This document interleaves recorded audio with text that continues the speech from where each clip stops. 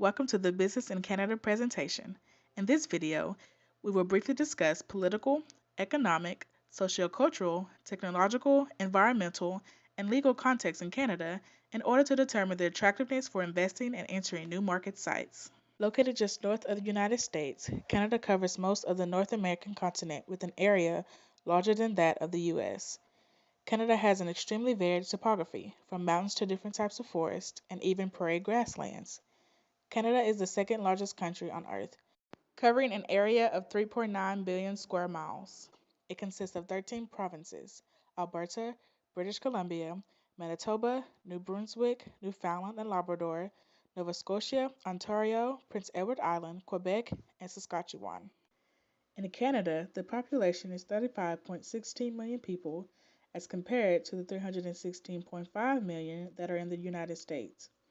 Although Canada is a much larger country, there are less people due to the fact that the weather conditions are much harsher in the northern part of the country, forcing people to live closer to the border of the United States.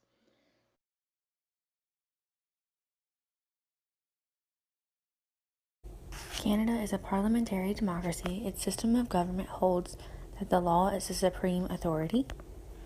Canada is also a constitutional monarchy, and that its executive authority is vested formally in the Queen through the Constitution. Canada has a reputation for a clean government, a judicial system with an impeccable record of independence and transparency, and vigorous prosecution of corrupt cases. Although 89% of Canada's land area is owned by the state, the 11% that is privately owned property is well protected. Enforcement of contracts is very secure, and expropriation is highly unusual. Protection of intellectual property rights meets world standards. As of 2013, Canada is ranked in the 84th percentile for political stability and absence of violence and terrorism, and in the 97th percentile for government effectiveness according to the Worldwide Governance Indicators Project. Now, let's ask a Canadian how they would react to a bribe. So, Max, would Canadians act negatively to a bribe? I think people would react very negatively to a bribe in Canada, particularly law enforcement. Most companies would have policies about this as well. Economic freedom score is 78, making its economy the sixth freest in the 2015 index. Its overall score is 1.1 points lower than that last year, with modest improvements in monetary freedom and the control of government spending, outweighed by declines in labor freedom and freedom from corruption. Canada continues to be the freest economy in the North American region. Over the past 5 years, Canada's economic freedom score has declined by 1.7 points, highlighting a trend that has pushed the country into the mostly free category for the first time since 2007. Score declines have been spread over 5 of the 10 economic freedoms, with an increase in the level of perceived corruption contributing the most to the moderate slide in Canada's score. Nonetheless, Canada remains one of the world's most stable business climates and an attractive investment destination. With the world's second-best property rights regime and openness to global commerce, Canada has a solid foundation of economic freedom. The financial sector is competitive, and its efficiency is supported by prudent lending practices and sound oversight. Canada's highly competitive regulatory framework promotes business formation and operation. With no minimum capital standards, starting a company requires only one procedure. Flexible labor regulations enhance employment and productivity growth. Canada has a market-oriented economy similar to that of the U.S. Besides having similar patterns of production and living standards, Canada also adopts a market-oriented economic system that combines private enterprise with government regulation. The Canadian economy differs from that of the U.S. because Canada focuses more on exporting goods than importing them. Canada shipped $408.7 billion worth of products around the globe in 2015. That figure represents roughly 2.2% of overall global exports. Some of Canada's top exports include oil, vehicles, machines such as engines and pumps, gyms, electronic equipment, and several other products. Canada's top import partners include the United States, China, the United Kingdom, Japan, Mexico, and several others.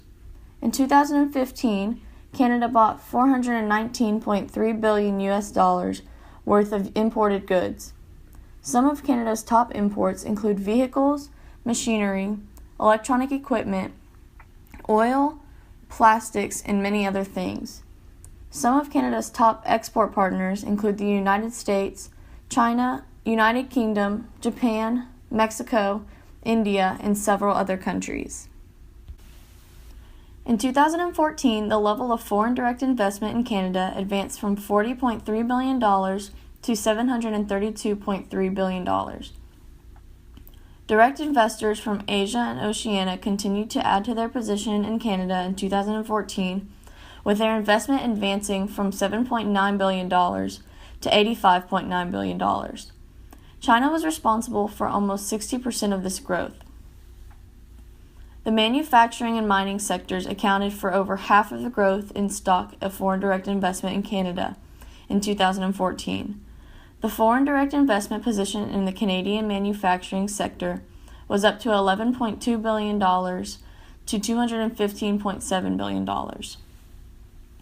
The mining and oil and gas extraction sector gained $10.9 billion to $152 billion. Since 1999, these two sectors combined have accounted for roughly half of all foreign direct investments in Canada. In November 2014, tumbling energy prices took a big bite out of Canadian consumer prices, reversing the recent surge in inflation and sending the annual inflation rate down to 2%, matching its slowest pace in 8 months. In December 2015, consumer prices in Canada increased by 1.6% year-on-year, following a 1.4% growth in the previous month, while falling short and missing market expectations of 1.7%. It was the highest inflation rate recorded since November 2014, as costs of food and shelter continued to rise, while transport prices went up for the first time since October 2014. Canada, along with the U.S., was on track for an interest rate hike in 2015. A higher interest rate could sink more Canadians into bankruptcy and could cause a slowdown in the housing sector, which has propped up Canada's economy in the years since the recession. It would be the first since 2010, and consumers have continued to pile on debt loads, and this risk increases greatly with interest rates rising. A member of both the Organization for Economic Cooperation and the Group of Seven, Canada is considered one of the most stable economies in the world. Canada has the 11th largest economy in the world based on nominal gross domestic product. Although these facts stand true, the federal finance minister, Bill Morneau, claims that the Canadian economy is suffering from slower growth than originally projected by the former Conservative government.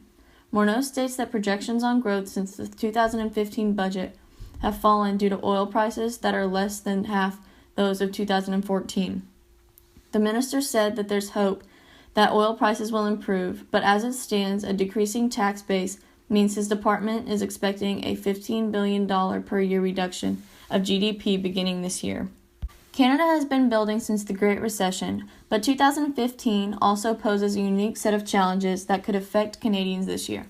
Canada's macroeconomic instability is due to sinking commodity prices, including oil, mining, and housing.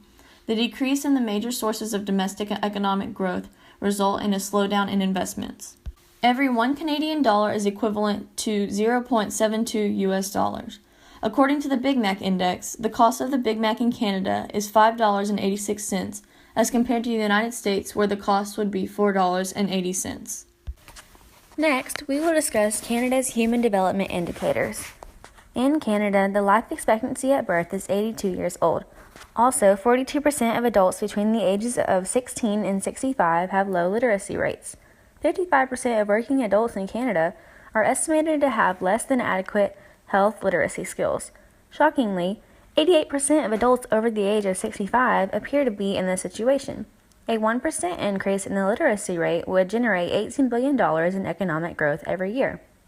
When it comes to measuring a decent standard of living in Canada, the GNI per capita at PPP in 2014 was $43,360, which is the highest it has been. That number is continuously increasing. Compared to the United States, Canada's GNI per capita is much lower. The main differences between Canada and the United States, according to Hofstede's dimensions, are individualism and masculinity. In Canada, people look after themselves and their immediate families instead of looking after the entire group, which would be collectivism. For masculinity, Canadians focus on being driven by competition, achievement, and success, which means they are more masculine than feminine. The biggest differences for the Trompenars between Canada and the United States were internal versus external control and achieved versus ascribed status. Canada is more internally controlled, which means they believe they can determine what happens to them and control their future, versus the environment and their surroundings determining what happens to them. For achieved versus ascribed, Canada is achieved, which means they believe that they can achieve things based on their own actions and their own efforts put into it. In the 4 previously considered dimensions, the United States scored higher than Canada across the board. Throughout the 13 provinces, there are many factors that differ, such as language and religion. The official languages of Canada are English and French. English is spoken by over half the Canadian population, while French is spoken by over 1/4 of the population. In provinces such as Quebec, New Brunswick, and Ontario, the primary language is French, as compared to the other provinces where the primary language is English. The other languages are so small compared to the above. The nation of Canada has at least 3 cultures, which would be the Anglo culture, the French-speaking Quebecois culture, and the Native American culture. Canada became a British colony under the Treaty of Paris due to the fact that the British won the 7-Year War against France. With the overwhelming amount of French people in Canada, the British created the Quebec Act in 1774 to ensure that the culture of the Francophone will be kept, including maintaining Catholic faith. In 1867, Quebec agrees to join Canada under the understanding that French rights would be protected. Now we will refer to our Canadian interviewee. We asked Max, is it common for Canadians to speak more than one language?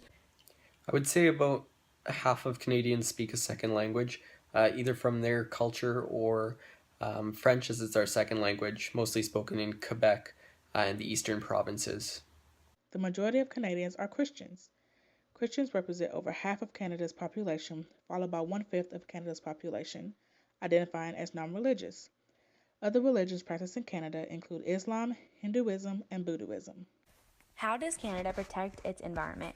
In 1999, the Canadian government enacted the Canadian Environmental Protection Act, which is aimed at preventing pollution and protecting the environment and human health.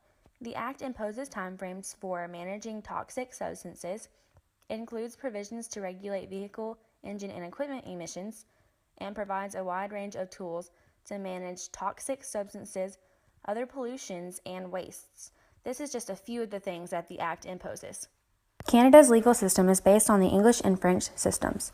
Explorers and colonists brought these systems to Canada in the 17th and 18th centuries. After the Battle of Quebec in 1759, the country fell under English common law except for Quebec, which follows civil law. Canada's legal system is based on a combination of common law and civil law. Canada's legal system also includes public law and private law. Public law covers what affects society as a whole. It includes criminal, constitutional, and administrative law. Private law covers relationships between individuals. It sets rules for contracts, property ownership, the rights and obligations of family members, damage to someone or to their party, etc.